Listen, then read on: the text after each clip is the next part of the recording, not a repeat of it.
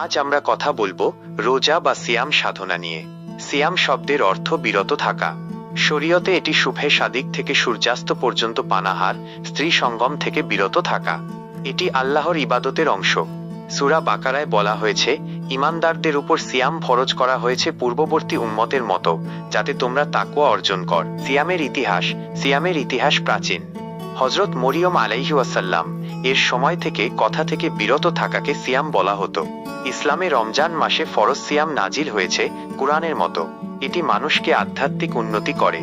নবী করিম সাল্লাল্লাহু আলাইহি ওয়াসাল্লাম বলেছেন, সিয়াম পালনকারী দুবার আনন্দিত হয়, ইফতারে এবং রবের সাথে সাক্ষাতে। রোজা সাধনা শেষ। আল্লাহ আমাদের তাকওয়া দিন। রমজানের সওয়াব পূর্ণ করুন। লাইক, কমেন্ট ও শেয়ার করো। সাবস্ক্রাইব করে বেল আইকন চাপো পরবর্তী পর্বের জন্য।